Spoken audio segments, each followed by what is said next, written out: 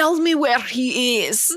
And if you think Elsa's not doing a particularly good Italian accent there, she is doing a very accurate Lady Gaga impersonation there. I do believe that's what I was going for. How do you feel about accents in the films? Like, I feel like you either make if you're going to do this film, right, where all the characters were clearly speaking Italian to each other, either make the film in Italian or just do it in your normal voices. Do you know what I mean? We know they're Italian, so we don't need you to put on a false Italian accent for us to believe they're Italian. With names like Patrizia and Maurizio and Paolo, I think we get it. So just do it in your normal voices. I'm completely fine for them to sound American or, wherever they're from. But then that wouldn't appeal to Jared Leto, would it? All right, go on. I know you're absolutely gagging to get into it. Well, how do we feel? Because I feel like the performances in this film, they're a range from car crash to Oscar. Yeah, no, I was going to say they're a range of pretty sort of naturalistic, like Adam Driver's performance is pretty straight down the line, isn't it? And Jack Huston, yeah, they're pretty like Jeremy Irons, like they're very traditional. Then you've got Lady Gaga and Salma Hayek, who are pushing it into slightly campy realms at times, but they're not going full over the top camp. And then you've got Al Pacino, who is being very over the top Al Pacino. Still great. But still great. I'm dead. Yeah. That bit. Yeah. And then you've got Jared Leto, who has gone fully off onto another planet of campiness in this film.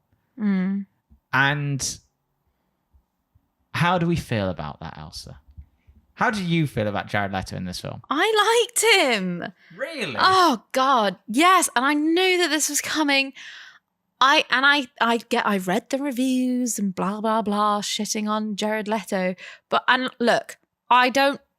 Because you're not a Jared Leto fan either, so this isn't coming from someone who is like for context for people listening. It's not like Elsa is a Jared Leto fan, so she's going to be naturally sort of kinder to Jared Leto. If anything, it's the opposite.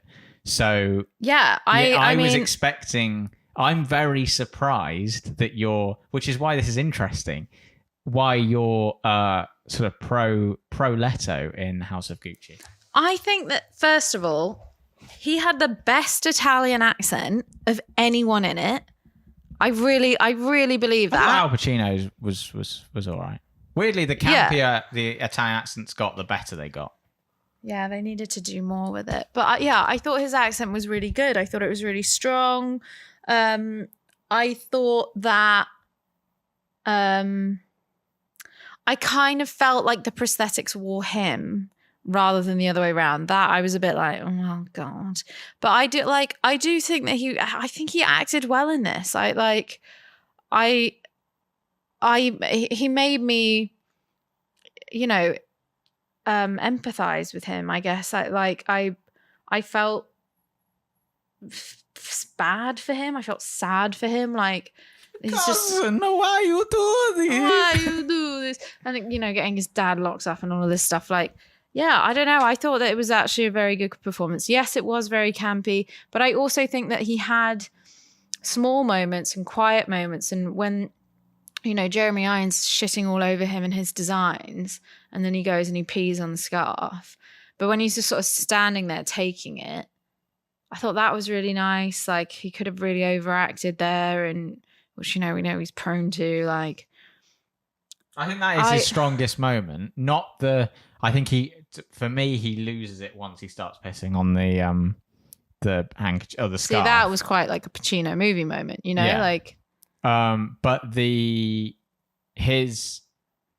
that is his strongest moment, I think, when Jeremy Irons is telling him that he's basically talentless and worthless, and he just stands there looking at him, and you can tell like he's like heartbroken. His heart is breaking in that moment. Yeah. I think that is his strongest moment, and that is the point for me where you can actually see beyond the prosthetics, which are a bit. I don't think they're doing him any favors in terms of like what he can then do with his face, etc. Yeah, but it comes through in his eyes, I think, in that moment. Those prosthetics I thought were quite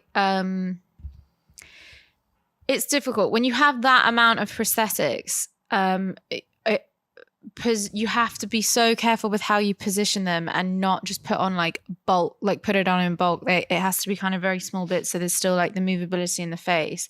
Like it can go one of two ways. I think it can either go this way, the Jared Leto way, or the Shallow Hal way, or it could be like, you know, the Penguin in the new Batman film, or it could be Gimli. You know, like it's a very, very fine line when you're bulking up someone's face with prosthetics. And I think that actually it wasn't good in this. And I think it gave Jared's performance, it did it a disservice. But actually the makeup in this film, the hair and makeup is fucking great. The costume is great. I think that's Janty Yates who did the costumes in this film. Like that, all of that stuff, and like the vintage Gucci and everything, it's brilliant. Like it looks great, but that was poor, I thought. I'm on the opposite end with the Jared Leto performance. I hated him in this movie. Like, for me, I would be enjoying the film. Jared Leto would turn up and I would want to turn it off. Like, because for me, at points, it was painful. It was like painful to watch. Like, I thought he was genuinely like difficult to watch, and not in like a way like he's achieving something, like more like it was like watching a really bad audition. Like I just couldn't. What did you think of the scene where he rocks up in the car and he's like, "You betray me," to Adam, and then he completely overplayed everything. Now, and my issue is, but did Lady Gaga not like? I think this is my problem with the film in general, and this is maybe why Jared Leto has caught so much flack for this performance, is because you've got like I said, you've got a range from really quite naturalistic in Adam Driver to fucking like mental in Jared Leto. Yeah.